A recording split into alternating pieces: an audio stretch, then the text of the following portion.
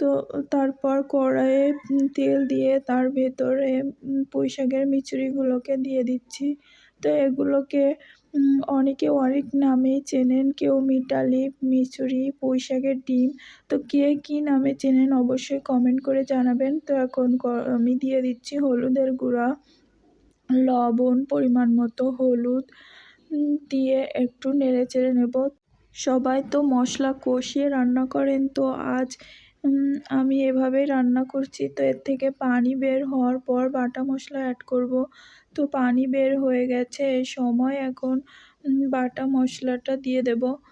আমি তো বলতে ভুলেই গেছি এতে কী মাছ দেব, শুঁটকি চিংড়ি দেব। তো এবার পেঁয়াজ, রসুন আর শুকনো ঝাল বাটা দিয়ে দিচ্ছি, কেননা আমার ঝালের গুঁড়োটা কম হয়ে গেছে, তাই আমি একটু ঝাল বেটে দিয়ে দিচ্ছি। এরপর 3-4টে ফালি করা কাঁচা ঝাল দিয়ে দিয়েছি, জিরা আর সরিষা বাটা দিয়ে দিচ্ছি, দিয়ে মশলার সাথে ভালোভাবে মাখিয়ে নিচ্ছি নেড়েচেড়ে। তো এরপর আমি এতে দিয়ে দিচ্ছি শুঁটকি চিংড়ি, যেটা আমি ভালোভাবে ধুয়ে রেখেছিলাম পরিষ্কার করে বেছে টেছে। তো এরপর আমি এতে ঝোলের পানিটা দিয়ে দিচ্ছি।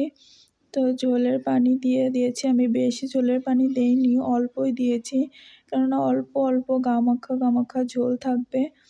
তো আমার রান্নাটা কমপ্লিট হয়ে গেছে দেখুন বন্ধুরা, এখন এটাকে নামিয়ে নেব। তো বন্ধুরা, আমার ভিডিওটি যদি আপনাদের ভালো লেগে থাকে তাহলে চ্যানেলটিকে সাবস্ক্রাইব করুন, লাইক, কমেন্ট, শেয়ার